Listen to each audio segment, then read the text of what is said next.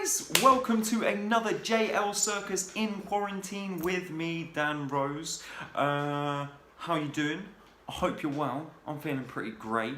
I've got another brilliant lesson planned out for you guys today. So let's just get down and into it.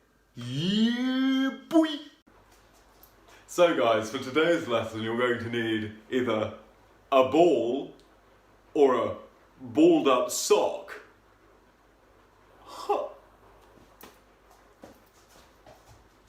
You're also going to need some 2p coins. Now I've chosen to use 2p coins here because I think that they have the best weight for what we're going to use them for today. But you could use any sort of coin that isn't too light. You don't want to be using like a 5p piece or anything like that. But yeah, 2p, that's what I've gone for, and that's what we're going to need. Only 3 of them. So, now we know what we need, we might as well get on with the circus. And very much like my first 2 JL Circus sessions, we're going to kick off with a little bit of fitness and working out, okay? Because it is very important for a circus artist or a circus participant to be strong as they do their practice. So, we are going to do one exercise today. It contains loads of different exercises and many different sort of parts that make up the one exercise. So do listen, do try along with me as I'm explaining them, and then we'll do the exercise all together at the end of it, all right? So what we have here today is what I call 105 seconds of sweat. Ooh, it sounds pretty scary, it sounds intense, it sounds quite long, which is indeed, but it is a brilliant full body workout that we are going to test our bodies with, okay? Remember, everybody has a completely different body. If you can't do this for as long as the video, or as I say you need to in the video, that doesn't matter. It really, you just have to adapt it to go at your own length. We are going to hold each position for 15 seconds, but that doesn't mean that you couldn't try a version where you're holding each one of the positions I'm going to show you for 10 seconds, 5 seconds. It's all about going to what your body's capable of doing and what you feel comfortable in doing. So, I'm talking about these positions, and I think I should probably just explain what these positions are. So this exercise is made up of 7 different body weight positions that test all of our body's sort of strength. It mainly works around the abs, but we are using our arms, we are using our legs. And the first position that we need to get into is what we call a plank, okay? Now, as you can imagine, a plank is me trying to become a plank of wood, trying to get a really nice bit of stability from my abdominals, which connects to my shoulders, which connects to my arms. I'm almost pushing the earth away from me. But I don't have my bum too high, do I? Because you don't see a bent plank of wood like this. You want to straighten it all out. So it's as though you are a straight plank. Okay. Things to think about as we are doing this position. I'm not letting my hips sink down towards the ground. I'm pushing them up. And to help them stay in place, I'm tensing my bum and squeezing it as though there is a £5 note in between your bottom cheeks that you don't want anybody to take. So you really have to squeeze your bum. And that is one thing that keeps our abs connected to our legs, which in turn will connect our legs to our shoulders. And it's all about creating one big body full of strength, essentially. So, even that first explanation has got me sweating, so I'm going to just derobe. That is our first position though, and the plank is our base position for the majority of the positions we're going to go through. So, this is position number 1. This is position number 2, which is our one-arm plank. Okay, so exactly the same as what I was doing with my normal plank. I'm trying to create almost like a straight line down the line of my body, but I am really thinking about pushing the world away from me at this point. Okay, I really need to be nice and strong and make sure that there's a good connection between my shoulder and my wrist. Okay, the third position is exactly the same, side plank just on the other side, okay? Still thinking about pushing things away. Still, I'm not having my hips too high or not having my hips too low. I have to create that almost a straight line that goes all the way down my body, okay?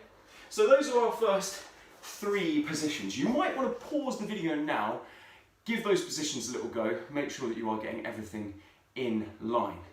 One thing that you might have noticed is that I did not come down to the ground between going through those positions. So if this is position 1, I go straight to position 2, which then means that I go straight to position 3, and then position 4, which you don't know yet, but you've got a sneak preview of there.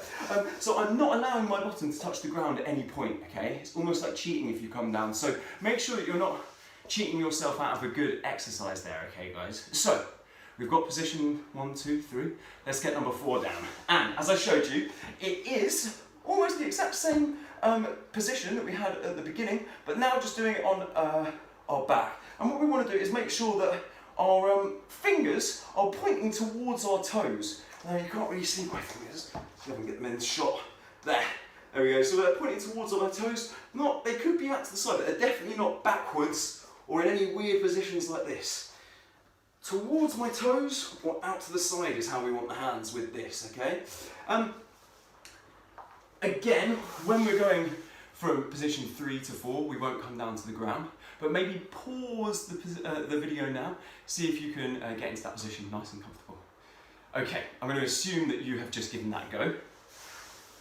Next position. Now this is probably the hardest position that we are going to do today, and it is called the dish position.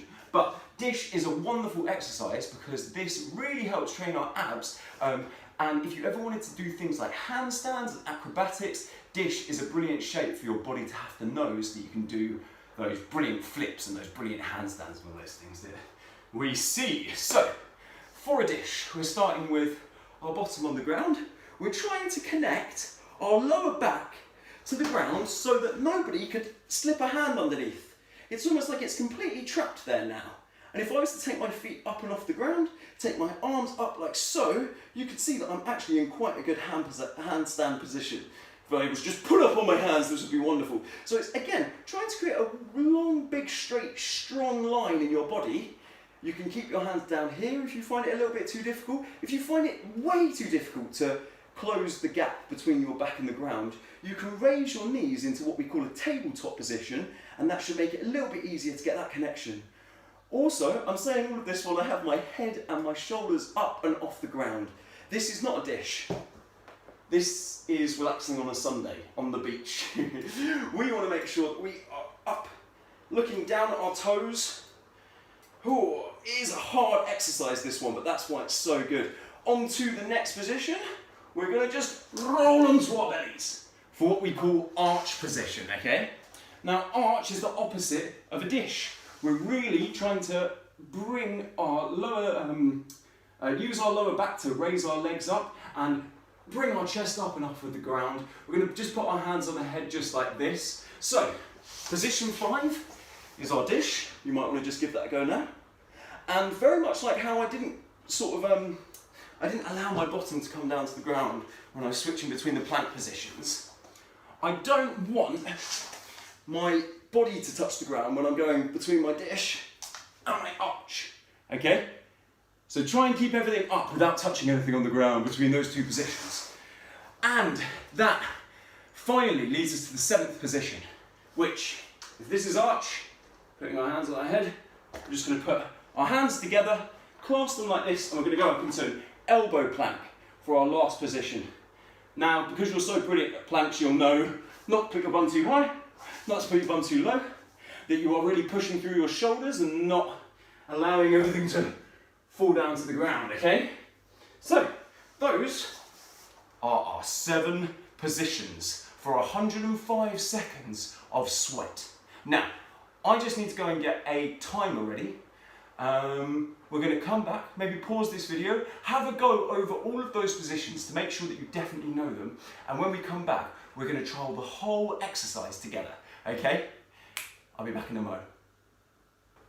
Okay, did you give the exercises a go by themselves? Did you make sure that you were holding every position as strong as you possibly could?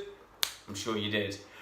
Let's give it a go at putting it all together now. So we are going to do this exercise together. We're going to see if we can hold each one of those positions for 15 seconds, all 7 of them, without coming down to the ground between each one. Unless your bottom needs to hit the ground, like for the dish and for the arch and for all of those shapes that you already know, right? Right? Why can't you talk back to me? This is weird. Okay, either way, let's just get going, shall we? So, this is our first position. This is our plank position. We are going to hold this for 15 seconds. Are you ready? Are you with me? Here we go. JL Circus quarantine. Go. Wonderful. So as we are in our plank position, we are thinking about pushing the world away from us, making sure that the bum isn't too high, it isn't too low, and that we are breathing and tensing our bum. We're going to go to our first side plank now. So we're moving our weight over into one arm, making sure again that we're keeping a nice straight body in the air, nothing dipping down. We're trying to tense every little muscle that we can to keep this nice and straight.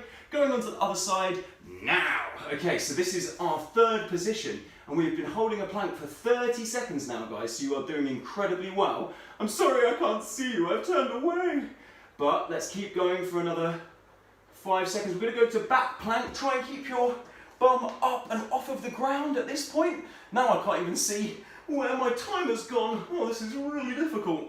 But I'm glad that we're doing it together, guys. So remember, keep those hips high, keep everything tight. Okay, we're going to go down to dish position now, which is our first one on the ground. Remember, we're trying to close the space in between our back and the ground. If you need to, you can come to tabletop for this position. We've got 5 more seconds of that before we roll onto our bellies for arch. And we're going to do that now. Here we go.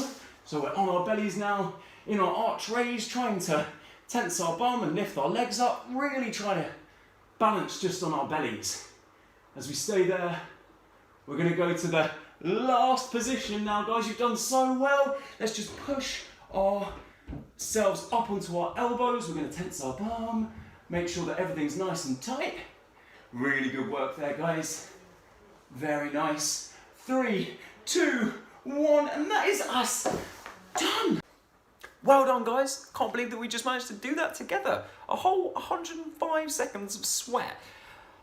How did you do? Did you manage to do the 105 seconds, or did you do a little bit less? Doesn't really matter. The nice thing about this exercise is that you can track your own progress as you're getting better with it. So today you might have done it and only managed to hold each position for 5 seconds. Absolutely fine, doesn't matter. Tomorrow you might hold it for 7 seconds, or you might hold them for 10 seconds, or I don't know, in a couple of months' time you might be getting to doing it for a minute each position. Now that is the adult version of this exercise, is that you would hold every plank position for a whole minute, which is just phenomenal. But I didn't want to go too hard on you guys, so I gave you this slightly easier version, but it also lets you know that if there is an adult version of it, there can be a kid version of it, and there can be a Steve version of it, and a Dave version of it, and a Samantha version of it. We can all have our own individual versions of it based upon who we are and what we need to get out of an exercise. So if you just wanted to get your blood pumping, you wouldn't do it for so long. But if you really wanted to work yourself out, you might do it for a little bit longer. I wanted to give you guys this exercise because it means that you can go away and train your own strength. You can set your own boundaries and really start being the controller of your own training. And that's what it's all about, you doing circus at home. So hopefully you enjoyed it, and that's our fitness done for this week. So let's just get on with the circus. For our first bit of circus this week, we're going to need that sock or juggling ball or tennis ball, whatever it is that you've been using to do a little bit of juggling with over the last couple of weeks while doing JL Circus. We're only going to use one ball or sock or whatever. I'm going to use my sock today because why not? Might as well sort of get in with some of you that are also doing it with the sock as well. Today what we're going to explore is what we call creating a sequence within juggling, and that is where you put a bunch of tricks together to create a small little thing that runs in a sequence. It has a sequential order, so you do one trick and then you do another trick, and then by the end of it, because you've done so many things put together, you've got a small sequence that you could then repeat, or you could change, or you could adapt and then create into a whole juggling piece if you wanted to. So we're really looking at how we create some work within juggling today. So it's what we call devising juggling, which is weird, but we'll see how it goes.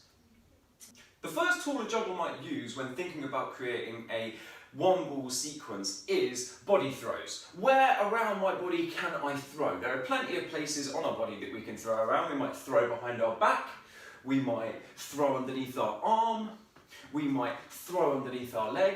So there are loads of different places that we can throw around to create a interesting sort of pathway. So the first challenge that I want to set you right now is take 5 parts of your body, whether that is your head, your leg, your arms, this part of your arm, this part of your arm. There are so many different parts of the body that we could talk about throwing around, just to create a small sequence. So choose 5 of them, see if you can get something.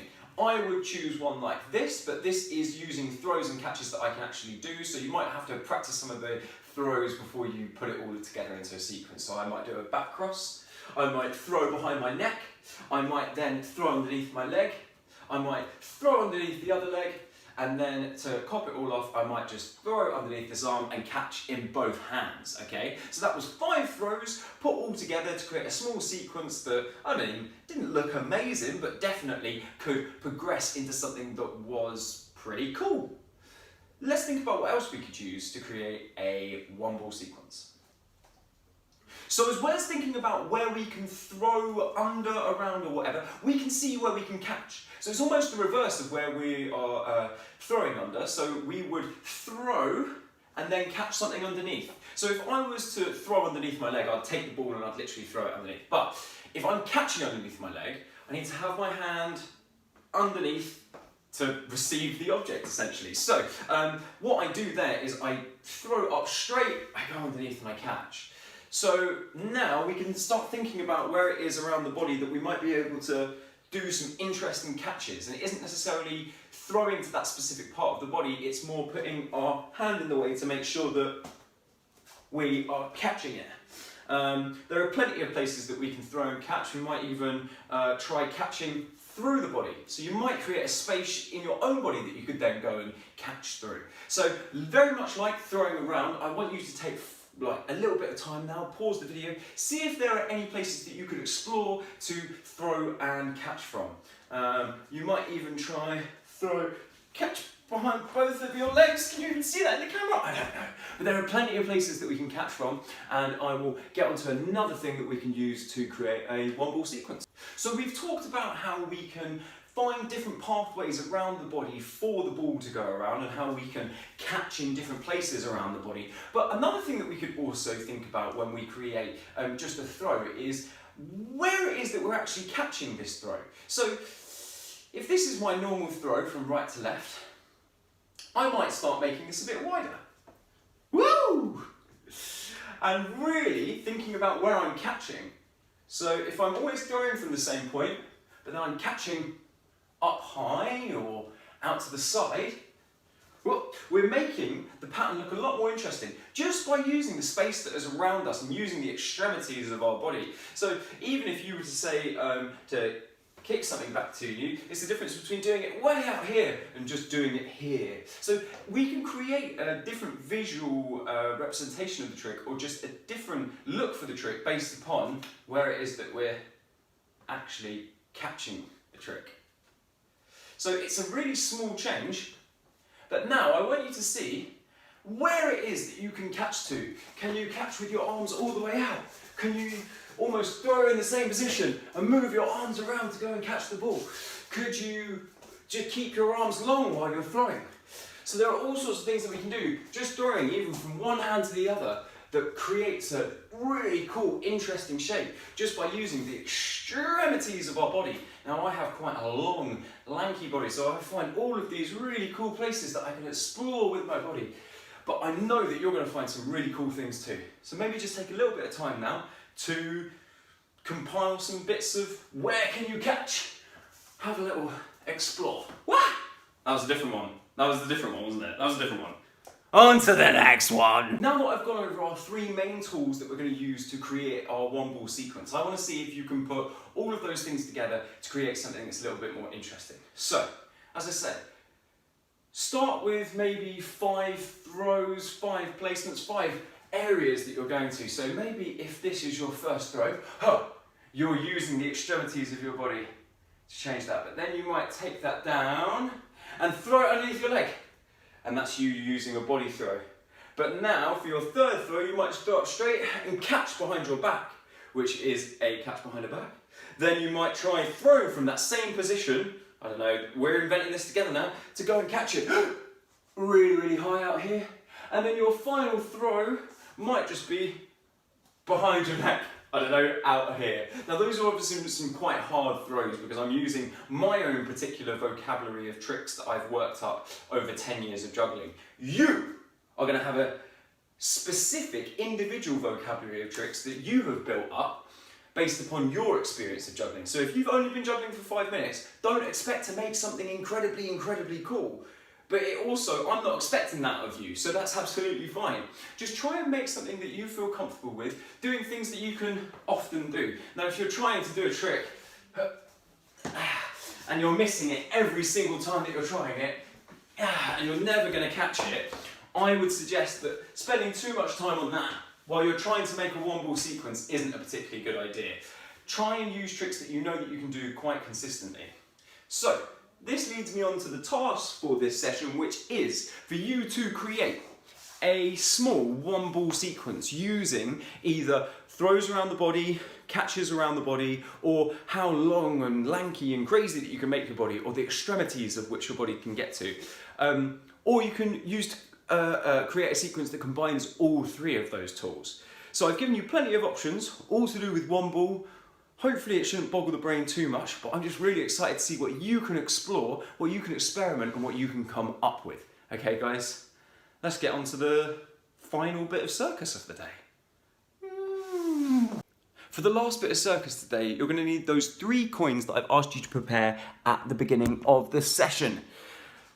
But before we get going with the circus, I'm going to have to talk to you a little bit about safety with this. So, what we're going to try is called the coin catch, okay? And the way that we're going to catch the coin is by slamming down our hand on top of it after we've thrown it. A little bit like this, okay? Now it seems quite easy, it seems quite simple, it doesn't seem like anything could go wrong with this, but if you don't catch the coin and you are throwing your hand at it like this, you can hit the coin out of your hand, which means that it could go off in any random direction that it wants. And if it hits a window, if it hits a parent, that isn't going to go down too well, okay? So I want you to make sure that you have ample safe space around you to make sure that you can do this without hurting anybody, without hurting yourself, without smashing any windows, okay? It might even be that you have to go outside to throw the coins around.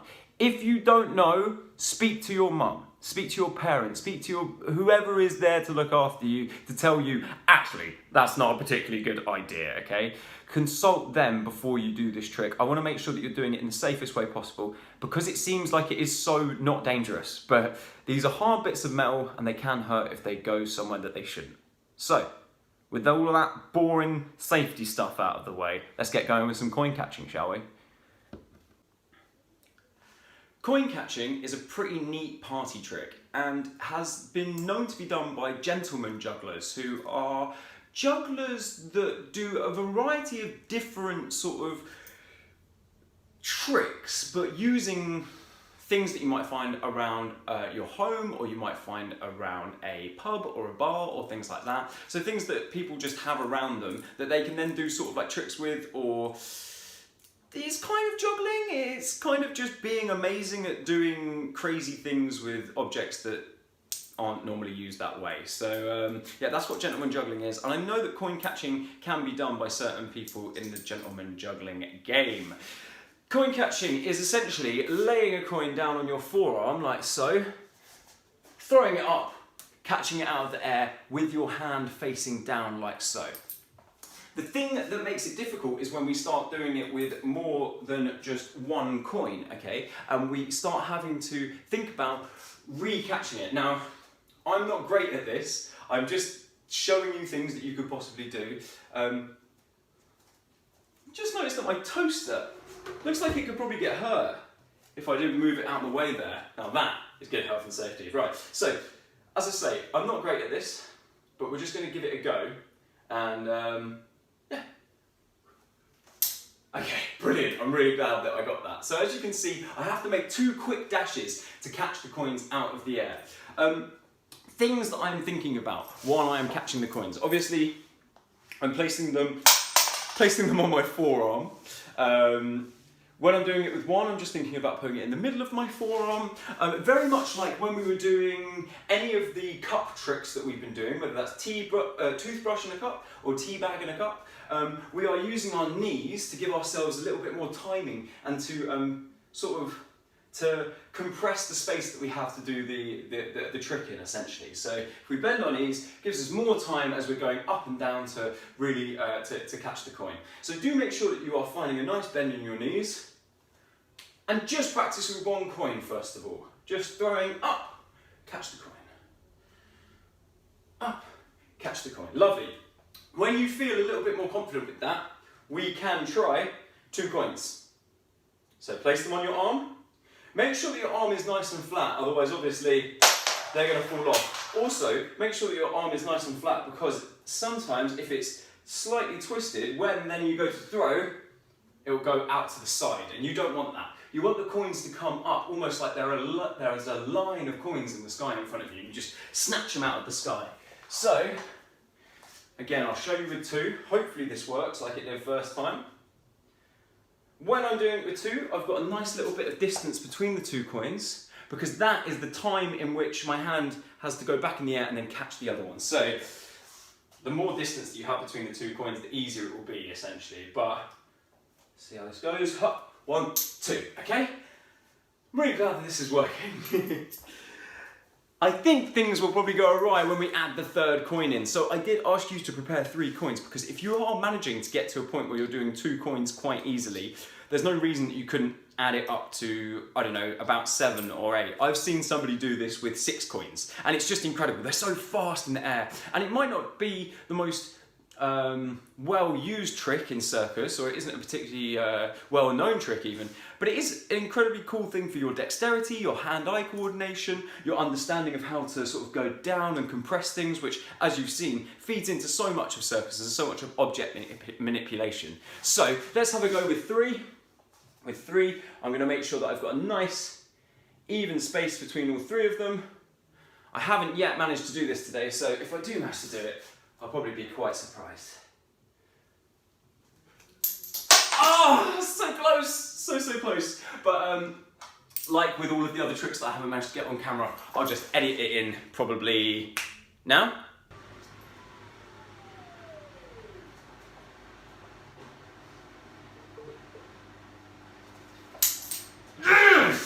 Come on, come on, come on. Pretty good, wasn't it? I mean, like, I managed to get that after quite a few tries, so don't worry about it. It will take you a while to get the 3. But again, this is all about going at your own level. If you can do it with 1 coin, great. If you can do it with 2, even better. If you can do it with 3, I'll be super amazed. But as I say, make sure that you're practicing this safe. Make sure there's no toasters in the way, make sure that there's nothing that you're going to be able to sort of break if it does go wrong. As you can see, I didn't break anything, I didn't make too much of a mess, but I just want you to be as safe as you possibly can be in your house as well, practicing this. Well, that's it for the circus, so I guess we might as well just wrap it all up. Well done, guys. That brings us to the end of another JL Circus in Quarantine with Dan. How did you find it? Are you sore from the exercises? Is your brain boggled from all of the throwing and catching that we did? I'm sure it will be, but it's all about a little bit of practice every single day. So if you try these things once a day, even just for 5 minutes, you'll get better at it by the end of the week. I guarantee you. That is how circus works. That's why it's so satisfying to practice. So I had so much fun. Keep watching the videos, keep going at circus, and I'll see you again in a couple of weeks. Bye!